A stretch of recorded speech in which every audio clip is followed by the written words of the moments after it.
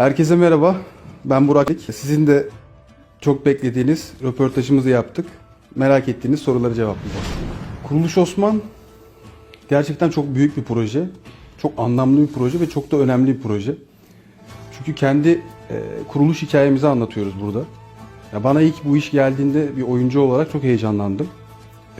Aslında çok da büyük bir sorumluluk üstlenmiş oldum. Ama çok mutluyum burada olmaktan. Göktuğ böyle çok ele avuca sığmayan fevri bir karakter. Ama mesela yeri geldiğinde çok duygusal, yeri geldiğinde de çok zekasını kullanabilen bir adam. Sürprizlerle dolu yani.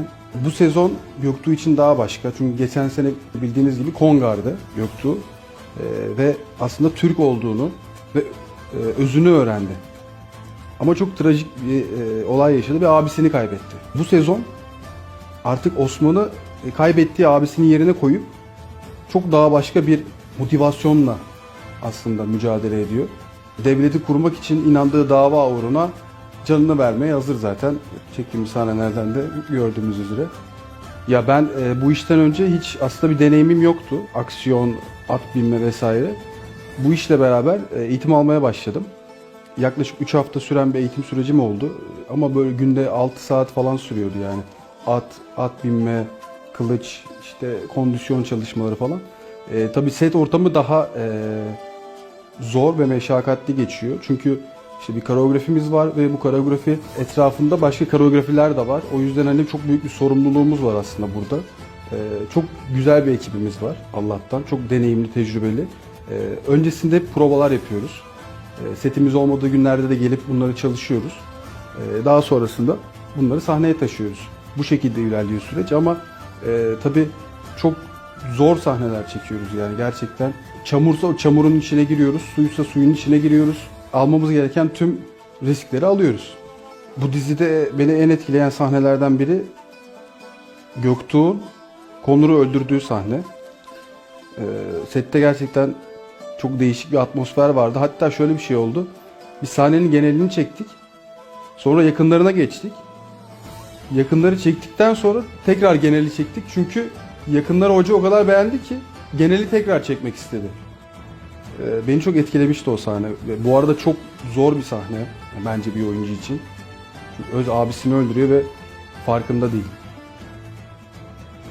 Ya Göktuğ neler yaşadı ya. Diziye ilk dahil olduğum gün çektiğim bir oba baskını sahnesi vardı. Ve hani 3 hafta bir eğitim almıştım. Ama sete ilk defa çıkıyordum ve sonradan bir projeye dahil olmak bir oyuncu için zordur yani.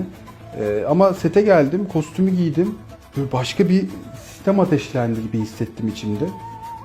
Sonra ata bindik ve dediler ki şuradan obanın başından giriyorsunuz, kese kese otağın önüne kadar geliyorsunuz falan. Ben en başındayım atlıların ve o an artık bitti bendeki o heyecan. Direkt oradaydım. O andaydım. Bir ara kafama kavun falan atıyorlardı. Kavunu falan havada kesiyordum yani böyle. Ya o sahneyi unutmam. Çünkü benim ilk sahnem bu projede ve güzel de bir sahneydi. Yiğit'le çok iyi anlaşıyoruz. Çok da seviyorum Yiğit'i. Zaten özel hayatımızda da sürekli görüşüyoruz. Bu da ekrana bence yansıyor. Yani pozitif anlamda yansıyor. Güzel bir alışverişimiz var. Ya bir oyuncu için çok kıymetli. Yanındaki insanda bu denli pozitif olabilmek. Yani tamam bizim işimiz negatif olsa da belki bunu yapmak ama hani pozitif olduğunda çok daha keyifli hale geliyor. Sette kullandığım bir aksesuarımı günlük hayatıma taşımak istesem kılıcım olur. Çok büyük emek sarf ederek izleyicimize en iyisini sunmaya çalışıyoruz. Gerçekten ekip arkadaşlarım her birim, her bölüm ellerinden geldiğinin daha da iyisini yapmaya çalışıyor ve çok zor şartlarda çalışıyoruz. En büyük motivasyonumuz izleyicimiz. Onların desteği bizi çok mutlu ediyor. Bizleri izlediğiniz için teşekkür ederiz. Gelecek bölümlerde çok daha büyük sürprizler sizi bekliyor olacak. Görüşmek üzere. Hoşça kalın.